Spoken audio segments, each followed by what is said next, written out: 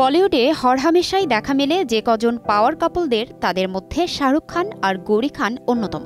এ জুটির প্রেম ও সংসার জীবনের গল্প নিয়েও সাধারণের মধ্যে ব্যাপক আগ্রহ। শাহরুখ গৌরীর প্রথম দেখা ১৯৮৪ সালে দিল্লির পঞ্চশীলা ক্লাবে। তখন শাহরুখের বয়স ছিল ১৮ আর গৌরীর মাত্র ১৪ বছর। এক সাক্ষাৎকারে শাহরুখ জানিয়েছেন, লাভ অ্যাট ফার্স্ট সাইট কথাটি একেবারেই সত্যি।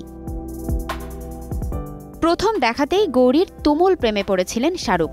সে সময় অন্য অনেক তরুণের মতোই শাহরুখও পার্কে, রেস্টুরেন্টে প্রেমিকা গৌরীকে পটাতে গাইলেন, গৌরী তেরা গাও বাড়া পেয়ারা।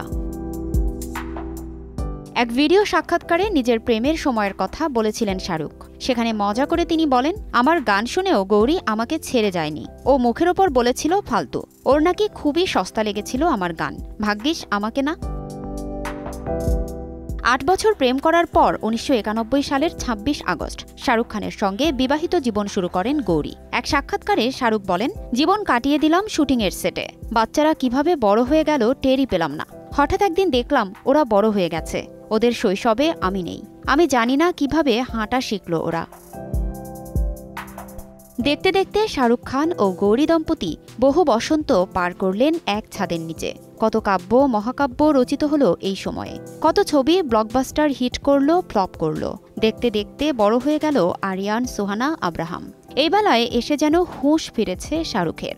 এবার তিনি চান স্ত্রী তার স্বামীর সঙ্গে সময় কাটাক, সন্তানেরা ফিরে পাক বাবাকে। ফারজানা লিনা, সময় সংবাদ।